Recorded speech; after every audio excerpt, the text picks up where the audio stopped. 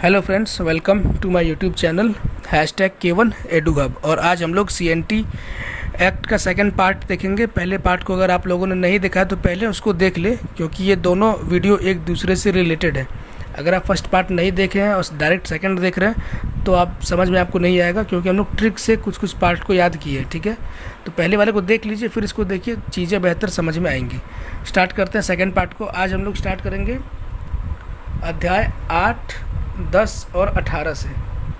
अब अध्याय 8, 10, 18 को क्यों स्पेशली मैंने चूज़ किया है, क्योंकि अध्याय 8, 10 और 18 में से कुछ आर्टिकल्स को निकाल के संविधान के शेड्यूल 9 में डाला गया है, ठीक है। तो आप इससे अंदाज़ा लगा सकते हैं जो आर्टिकल्स को शेड्यूल 9 में डाला जा रहा है वो अपने आप में कितना इम्पोर्टेंट होगा, ठीक है।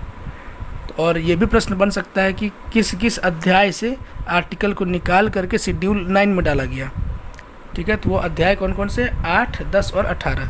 इन तीन को आपको याद रखना है। अब आप अंदाज़ा लगाइए जो आर्टिकल्स को निकाल के रखा गया होगा वो कितने इंपॉर्टेंट होंगे, ठीक है। और शेड्यूल 9 में डालने का मतलब क्या है कि अगर कोई भी चीज़ आर्टिकल कुछ भी शेड्यूल 9 में अगर डाल दिया जाए संविधान के, तो उसमें अमेंडमेंट नहीं हो सकता है, ठीक है। उसमें अमेंडमेंट करना बहुत ही मुश्किल है। सामान्य प्रक्रिया से आप उसमें अमेंडमेंट नहीं कर सकते हैं, ठीक है। देखते हैं 8, 10, 18 में क्या क्या बताया गया है।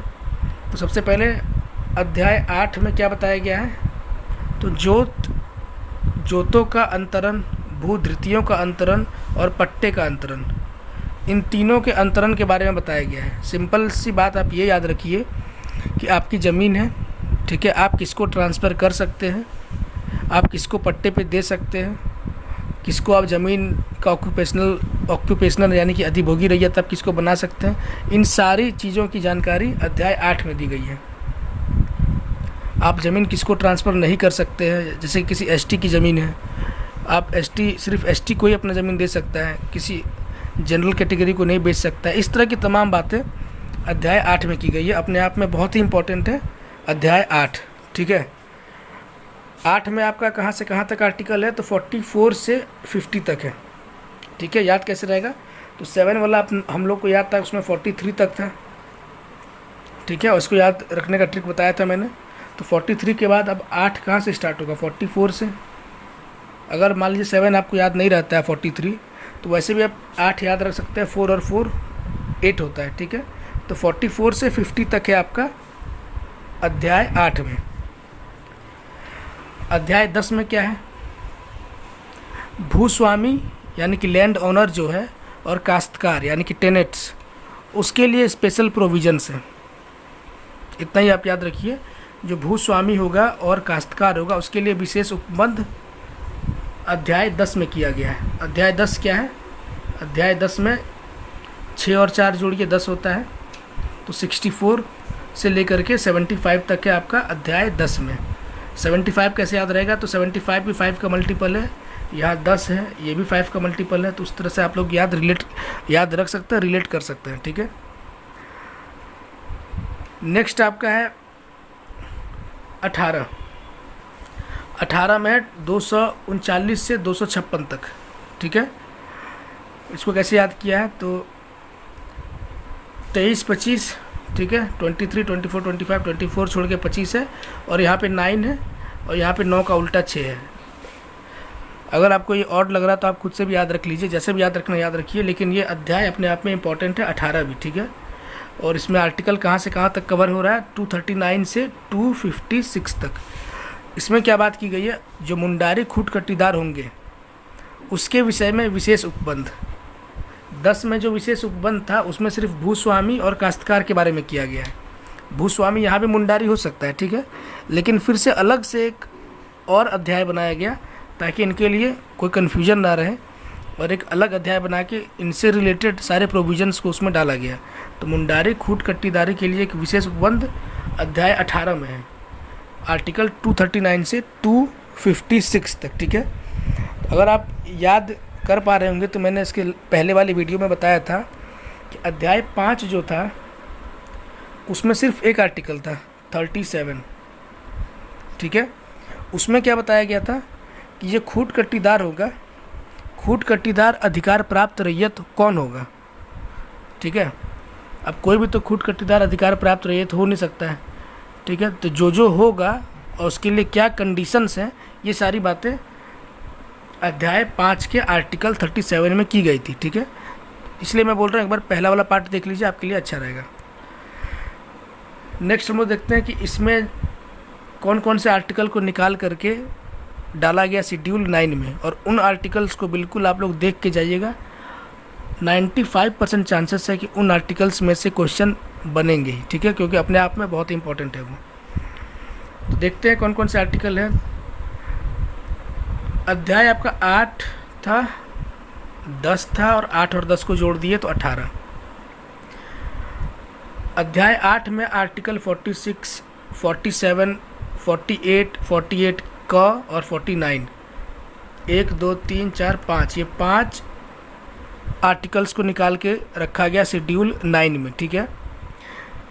पूरे CNT एक्ट में अगर एक आर्टिकल चुनने बोला जाए कि सबसे ज़्यादा इम्पोर्टेंट कौन सा है, तो वो आर्टिकल होगा आपका 46, ठीक है। तो 46 अपने आप में बहुत ही इंपॉर्टेंट है। CNT एक्ट में इसको 1947 में इंक्लूड किया गया था, ये डेट याद रखिएगा। जिस वर्ष हमारा देश आज़ाद हुआ उसी वर्ष आर्टिकल 46 को CNT एक्ट में इंक्लूड किया गया था, ठीक है। एक एक पॉइंट इंपॉर्टेंट है। अध्याय 8 से मैंने कौन कौन सा बताया। अध्याय 8 में आपका 46, 47, 48 और 49 सब लाइन से है, ठीक है। 8 का हो गया। 10 में कौन कौन सा है, तो 71 के और 71 ख, ठीक है। 3 ही आर्टिकल 10 से लिए गए, और 18 से 240, 241 और 242 को लिया गया। अभी हम लोग इसको डिस्कस करते हैं, एक एक आर्टिकल को देखेंगे क्या बोला गया है इसमें, ठीक है। लेकिन इन सबको अलग से भी याद रख लीजिएगा कि किस अध्याय से कौन सा आर्टिकल को निकाला गया है। क्वेश्चन किसी तरह से भी आपके सामने आ सकता है। एक और बात, 1962 का डेट याद रखिएगा, ठीक है। अब क्यों याद रखना है, इसमें क्या था कि आर्टिकल 46 जो था आपका, इसमें OBC को भी इंक्लूड कर दिया गया। 1947 में जब आर्टिकल 46 को CNT एक्ट में जब डाला गया, तो उसमें SC और ST के लिए प्रोविज़न था, ठीक है। सिर्फ SC और ST के लिए बात की गई थी। लेकिन बिहार सरकार ने क्या किया, 1962 में इसमें OBC को भी डाल दिया, ठीक है। तो ये डेट इंपॉर्टेंट है, पूछा जा सकता है कि OBC को कब डाला गया, आर्टिकल 46 में, याद रखिएगा। उसके बाद रघुवर दास की सरकार बनी थी, 2016 में उन्होंने कुछ इम्पोर्टेंट अमेंडमेंट्स किए थे। वो अमेंडमेंट्स क्या क्या है उनको देख लेते हैं, और सारे अमेंडमेंट्स इंपॉर्टेंट हैं। सबसे पहले आर्टिकल 49। आर्टिकल 49 में क्या है, यहाँ से आपको आर्टिकल 49 याद हो जाएगा। जो मूल प्रोविजंस था, जो मूल CNT एक्ट था, उसमें क्या बोला गया था कि आपकी ज़मीन जो है, चाहे किसी की भी हो, SC की हो, ST की हो, किसी की भी हो, आपकी ज़मीन को अगर ज़रूरत पड़े सरकार को, तो उद्योग और खनन के लिए आपकी ज़मीन को एक्वायर कर सकती है गवर्नमेंट, ठीक है, अधिग्रहित कर सकती है। लेकिन 2016 में इसमें अमेंडमेंट किया रघुवर दास की सरकार ने, और क्या बोला कि सिर्फ उद्योग और खनन नहीं, किसी तरह का भी अगर डेवलपमेंट का कार्य करना है, कोई इंफ्रास्ट्रक्चर का काम करना है, रेलवे प्रोजेक्ट्स बिछाना है, या किसी तरह का भी काम हो, हम ज़रूरत पड़े तो हम लोग ज़मीन को अधिग्रहित कर सकते हैं, ठीक है। बहुत इंपॉर्टेंट ये संशोधन था, इसको याद रखिएगा, 2016 में किया गया था, ठीक है। आर्टिकल कौन सा था, ये उद्योग वाली बात कि उद्योग खनन के लिए सिर्फ ज़मीन ली जाएगी। आर्टिकल कौन सा है, 49, ठीक है। और जैसा कि आपको पहले बताया, इसको क्या किया गया है, अब शेड्यूल 9 में डाल दिया गया है। तो ये सब बातों को याद रखना है। 71 के में क्या संशोधन किया, पहले क्या था कि अगर आप कंपनसेशन देते हैं, ज़मीन का दाम दे देते हैं, तो ज़मीन ट्रांसफ़र कर सकता है उपायुक्त, ठीक है। ज़मीन का अंतरण किया जा सकेगा कंपनसेशन देने के बाद। लेकिन अब 71 के में ये सारी बातें 71 के में थी, लेकिन अब उसको चेंज करके रघुवर दास ने क्या किया 2016 में कि नहीं, अगर आप कंपनसेशन भी दे रहे हैं, SC ST की ज़मीन है किसी की, कंपनसेशन देने के बाद भी ज़मीन ट्रांसफ़र नहीं होगा, ठीक है। तो बहुत इंपॉर्टेंट आर्टिकल ये भी है, इसको भी याद रखिएगा। एक और है आर्टिकल 21, बहुत इंपॉर्टेंट ये भी है, आर्टिकल 21 को याद रखना है। इसमें क्या था कि मान लीजिए आपकी कोई ज़मीन है, ठीक है, और आप उसमें आपके पूर्वज, आपके पिता और आप भी उसमें खेती करते ही चले आ रहे हैं, ठीक है। उस ज़मीन का नेचर क्या है, कल्टीवेबल ज़मीन है, आप उसमें खेती ही करते हुए आ रहे हैं। तो आर्टिकल 21 में क्या प्रोविज़न है कि अगर ऐसी कोई ज़मीन है जिसमें आप एक ही काम करते हुए आ रहे हैं तो उसका नेचर आपको चेंज नहीं करना है। अगर आप खेती कर रहे हो तो आप सिर्फ खेती ही करते रहिए उसमें, आप उसमें कुछ और नहीं कर सकते। ये बात 2016 से पहले थी। सरकार ने क्या किया, इसको बदल करके बोला कि आपकी ज़मीन है, आप उसमें खेती करिए, चाहे आप उसमें प्लांट लगाइए, चाहे आप उसमें कोई बिल्डिंग खड़ा करिए, आपको जो करना है करिए, आपकी ज़मीन है, आप जैसे चाहे उसको यूज़ कर सकते हैं, ठीक है। तो ये आर्टिकल 21 में था, बहुत ही इंपॉर्टेंट आर्टिकल है, इसको याद रखिएगा, ठीक है। और ये सारे अमेंडमेंट्स हम लोगों ने देख लिया, कौन कौन सा अमेंडमेंट था। एक तो 49 में किया गया, फिर 71K में किया गया और फिर 21 में किया गया, ठीक है। अब नेक्स्ट हम लोग देखते हैं आर्टिकल्स को, कौन कौन से आर्टिकल हैं। तो सबसे पहले 46 को देखेंगे। इसको याद रखने का सबसे पहले आपको टेक्निक बता दूं, मैं जितना भी आर्टिकल बताऊंगा अभी 46 से लेकर के 242 तक सब में एक ही बात रिपीट होगा, ठीक है। पहले बोला जाएगा कि आप ट्रांसफ़र नहीं कर सकते हैं,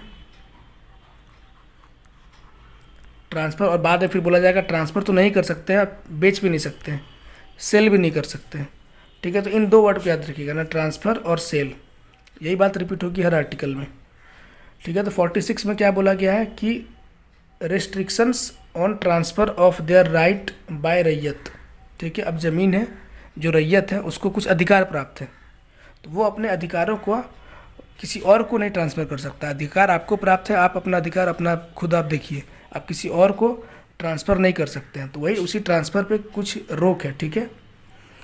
यह आर्टिकल 46 बता रहा है। कुछ और इम्पॉर्टेंट बात आर्टिकल 46 से रिलेटेड, सबसे पहले तो ये मेन स्टेटमेंट आपको याद रखना है कि आर्टिकल 46 मूलतः क्या बता रहा है कि रेस्ट्रिक्शंस है किस चीज़ पे, ट्रांसफ़र पे। किस चीज़ का ट्रांसफ़र, जो अधिकार प्राप्त है, राइट टू रैयत, रैयत को जो अधिकार प्राप्त है उसका अंतरण वो नहीं कर सकता है।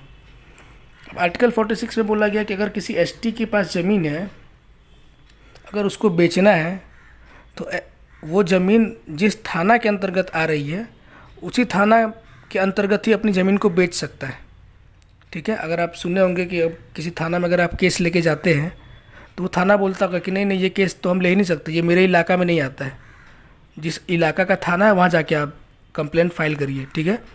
तो उसी तरह से हर थाना का एक इलाका होता है, ठीक है, कुछ रीजन होता है, उस रीजन का एक थाना होता है। या कहने का ये मतलब है कि थाना के अंडर अगर आपकी ज़मीन मान ली किसी एसटी की ज़मीन है तो वो थाना के अंदर ही किसी को बेच सकता है, ठीक है। तो बहुत ही रेस्ट्रिक्टेड इनके पास है ज़मीन बेचने का ऑप्शन, बहुत कम स्पेस है अवेलेबल इनके पास जहाँ ये ज़मीन बेच सकते हैं, ठीक है। आप खुद सोच लीजिए एक थाना कितना बड़ा है, मतलब अब जैसे कि हम लोग का थाना कहीं है, सारवा हम लोग का थाना है, तो सारवा क्षेत्र कितना बड़ा है, बहुत छोटा सा क्षेत्र है, वहाँ के एसटी सिर्फ वहीं के एसटी को ज़मीन बेच पाएंगे, ठीक है। तो ये बहुत इंपॉर्टेंट है, विद इन थाना वर्ड याद रखिएगा कि एसटी अपनी ज़मीन को थाना के अंतर्गत ही बेच सकता है। और वही रही बात एससी और ओबीसी की, तो ये डिस्ट्रिक्ट के अंदर कहीं भी बेच सकते हैं, ठीक है। इनका इलाका बढ़ा दिया गया कि विद इन डिस्ट्रिक्ट ये अपनी ज़मीन को बेच सकते हैं, ठीक है। ये नहीं कि आप धनबाद के हैं तो आप बोकारो में जाके बोकारो वाले को ज़मीन बेच दिए, नहीं, नहीं हो सकता है। आप धनबाद को ही बेचिए, धनबाद के ही किसी आदमी को बेचिए, और किसी नहीं, अपने ही एससी या ओबीसी से ही किसी को बेचिए, ठीक है। तो एससी ओबीसी के लिए डिस्ट्रिक्ट का रखा गया है और एसटी के लिए थाना के अंतर्गत ही ज़मीन बेचा जा सकता है। बहुत ही इंपॉर्टेंट पॉइंट है, याद रखिएगा। नेक्स्ट, अगर आप ज़मीन ट्रांसफ़र कर रहे हैं, अंतरण कर रहे हैं, तो 5 साल से अधिक समय के लिए नहीं हो सकता है वो काम, ठीक है। अगर आप ट्रांसफ़र कर रहे हैं तो 5 साल से अधिक के लिए ट्रांसफ़र वैलिड नहीं होगा। ये साल याद रखिएगा, कब तक ट्रांसफ़र वैलिड नहीं होगा, 5 साल से अगर अधिक हो गया तो वो ट्रांसफ़र जो आपकी है वो इनवैलिड हो जाएगा। प्रश्न बन जाता है एग्ज़ाम में कि आर्टिकल 46 के अंतर्गत कोई रैयत अपनी ज़मीन को कितनी साल के लिए ट्रांसफ़र कर सकता है, ठीक है। तो 5 साल तक कर सकता है, 5 साल से अधिक के लिए नहीं कर सकता है। किसी को बहुत ज़्यादा मजबूरी है, ज़मीन बेचनी ही है, ठीक है, मान लीजिए, या बैंक से आप लोन ले रहे हैं, ठीक है, तो उस केस में क्या करते हैं, ज़मीन को गिरवी रखते हैं। ये भुगत बंधक, बंधक का मतलब मॉर्टगेज हो गया, मॉर्टगेज करना है यानी कि गिरवी रखना। ठीक है, इसका मतलब क्या हो गया, गिरवी रखना, सिंपल आप ये जान लीजिए। तो आप अगर अपनी ज़मीन किसी को गिरवी रखते हैं तो वो गिरवी भी 7 साल तक के लिए ही वैलिड रहेगा। ठीक है, कहने का मतलब है कि मैंने किसी से उधार लिया, ठीक है, मैं SC ST समाज से बिलोंग कर रहा हूँ, मैंने किसी से उधार लिया और बदले में अपनी ज़मीन उसके पास गिरवी रख दी। ठीक है, तो जो मैंने 5-10 लाख रुपए उधार लिए वो मुझे 7 साल के अंदर अगर मैंने उसे चुका दिया तो ठीक है, अदरवाइज़ वो ज़मीन जो मैंने उसे दी थी वो ऑटोमेटिक फिर मेरे कंट्रोल में आ जाएगी। ठीक है, तो ये बहुत इंपॉर्टेंट पॉइंट है कि अगर आप गिरवी भी रख रहे हैं ज़मीन को तो वो 7 साल से अधिक के लिए वैलिड नहीं होगा। 7 साल तक ही अगर आप अपना लगान वसूल कर पाए तो कर पाए, उसके बाद वो ज़मीन ऑटोमेटिक जिसकी ज़मीन है उसको ट्रांसफ़र हो जाएगी। ठीक है, बहुत इंपॉर्टेंट पॉइंट है, इसको भी याद रखिएगा। अब 7 साल के बाद ज़मीन आपको वापस दिलाएगा कौन, तो उपायुक्त दिलाएगा। ठीक है, तो उपायुक्त को कितने साल के, 3 वर्ष के अंदर ज़मीन पे कब्जा वापस कराना है। ठीक है, अब 7 साल तो हो गए, अब इतना आसान तो मतलब हर चीज़ के लिए पेपर वर्क होता है। ठीक है, तो पेपर वर्क क्या है, सब उपायुक्त को करना है और 3 साल के अंदर उसको ज़मीन वापस दिलाना है जिसकी ज़मीन है। ठीक है, उपायुक्त के पास 3 साल का समय है। ये सारी बातें आर्टिकल 46 में है, क्वेश्चन कहीं से भी आ सकता है। एक और इम्पॉर्टेंट बात कि ज़मीन उपायुक्त को, मान लीजिए आप कंप्लेंट करते हैं, ठीक है, आपकी ज़मीन है, किसी SC ST की ज़मीन है, OBC की ज़मीन है, अब वो उपायुक्त को कंप्लेन कर रहा है। ठीक है, तो उपायुक्त देखेगा कि ज़मीन जिसने ट्रांसफ़र की है, जो कंप्लेंट कर रहा है, उसने कब ट्रांसफ़र की है। अब मान लीजिए 2000 में आपने ज़मीन ट्रांसफ़र की थी किसी को, आप एप्लीकेशन 2020 में जाके दे रहे हैं, 20 साल तक आप सोए हुए थे। ठीक है, अचानक से आपकी नींद खुली, नहीं जाके मैं कंप्लेंट करता हूँ, तो उस केस में आपकी एप्लीकेशन नहीं एक्सेप्ट की जाएगी। ठीक है, क्यों, क्योंकि कंडीशन आर्टिकल 46 में ये है, जब भी आपने ज़मीन ट्रांसफ़र किया है, ज़मीन बेचा है, जो भी किया है, उसके 12 वर्ष के अंदर आपको कंप्लेंट फाइल करना है अगर आपको वापस चाहिए तो। ठीक है, तो आर्टिकल 46 में 3-4 जगह ईयर की बात आई। एक तो 5 साल से ज़्यादा ट्रांसफ़र नहीं कर सकते हो, गिरवी 7 साल से ज़्यादा नहीं रह सकता है, उपायुक्त 3 वर्ष के अंदर कब्जा वापस कराएगा, और एप्लीकेशन अगर आप दे रहे हो उपायुक्त को तो वो 12 वर्ष के अंदर देना है।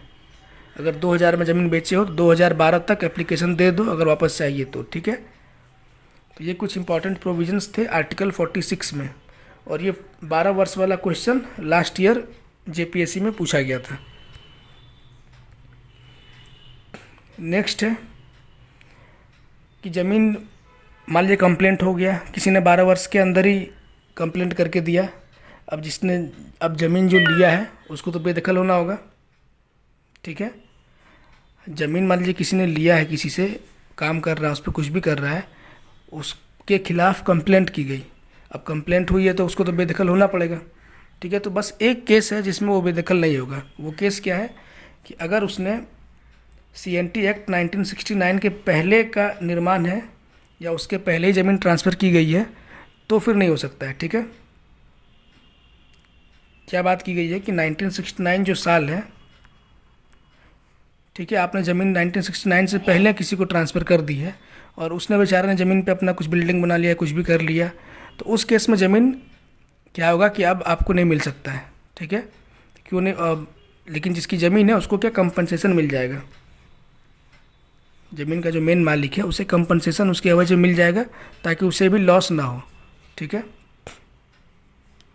तो ये कुछ इंपॉर्टेंट बात था आर्टिकल 46 से रिलेटेड, और ये ईयर याद रखिएगा। अगर CNT 1969 के पहले की बात है तो फिर बेदखल नहीं हो सकता है।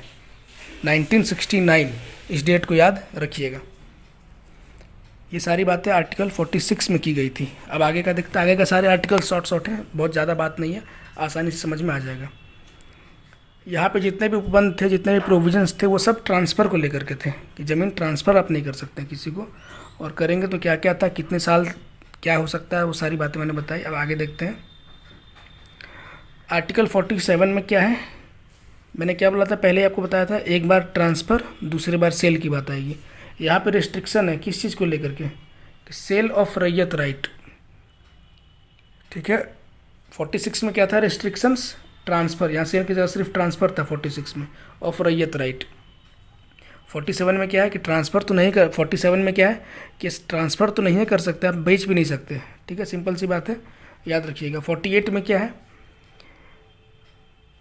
46 में आमतौर पर सभी रैयतों की बात की गई है, 48 में अब स्पेसिफिक भूमिहारी टेन्योर की बात की गई है कि रेस्ट्रिक्शंस हैं on transfer of bhumihari tenure, ठीक है, इंपॉर्टेंट है। रिस्ट्रिक्शंस क्या चीज़ पे है, तो फिर ट्रांसफ़र ऑफ भूमिहारी टेन्योर, ठीक है। 48 में क्या है, 48A में, ये 48 था, ये 48A है, जैसा मैंने बताया, एक बार ट्रांसफ़र एक बार सेल। तो रेस्ट्रिक्शंस क्या चीज़ पे है, on the sale of bhumihari tenure. 48 में transfer of bhumihari tenure, 48A में सेल ऑफ भूमिहारी टेन्योर, ठीक है, दोनों को याद रखिएगा। 48 में क्या है कि पट्टेदार को ऑक्यूपेशनल राइट नहीं मिलेगी, ठीक है, भूमिहारी टेन्योर है, भूमिहारी कोई ज़मीन है तो उस पर क्या है, पट्टेदार जो भी पट्टे पे ज़मीन को लेगा उसको अधिभोगी रैयत का अधिकार नहीं प्राप्त मिलेगा, ठीक है, ऑक्यूपेशनल राइट उस पर नहीं मिलेगा। बस इतना ही याद रखिए, बहुत ज़्यादा इसमें डीप सोचिएगा तो उलझ जाइएगा, बस जो मैंने लिखा है उसको याद रखिए। एक दो पॉइंट्स इसलिए लिख रहा हूँ क्योंकि बहुत कुछ याद रखने के लिए जो इम्पोर्टेंट नहीं है, ठीक है, जो आपके काम की बात है उतना ही बता रहा हूँ, इसी को याद रख लीजिए, क्वेश्चन CNT से आपका फंस जाएगा, ठीक है। 48 में बता दिया भूमिहारी टेन्योर की बात की गई है, एक बार ट्रांसफ़र नहीं कर सकते हैं, अगली बार बताया सेल नहीं कर सकते हैं, जो पट्टेदार होगा उसको ऑक्यूपेशनल राइट नहीं मिलेगा। नेक्स्ट है 49। 49 में क्या है, transfer of occupancy holding of bhumihari tenure for certain purposes, ठीक है। 49 जैसा कि मैंने बताया था पहले, इसमें अमेंडमेंट किया गया था 2016 में, अब जस्ट मैंने बताया है, ठीक है। तो कुछ केस है वहाँ पे ट्रांसफ़र कर सकते हैं, क्या केस था मैंने पहले आपको बता दिया है, ठीक है, जो उद्योग वाला बताया था, इंफ्रास्ट्रक्चर वाला बताया था, कि कुछ केस में भूमिहारी टेन्योर या फिर किसी की ज़मीन का ट्रांसफ़र हो सकता है, ठीक है। 49 पहले ही बता चुका हूँ। 71 में क्या है कि power to replace in possession tenant unlawfully ejected, ठीक है, ज़मीन आपकी है, किसी ने आपको कानून को फॉलो नहीं किया और आपको कमज़ोर देखा और आपके ज़मीन से हटा दिया, ठीक है, तो आपको पोसेसन वापस मिल जाएगा, ठीक है, वो सारी बातें आर्टिकल 71 में है।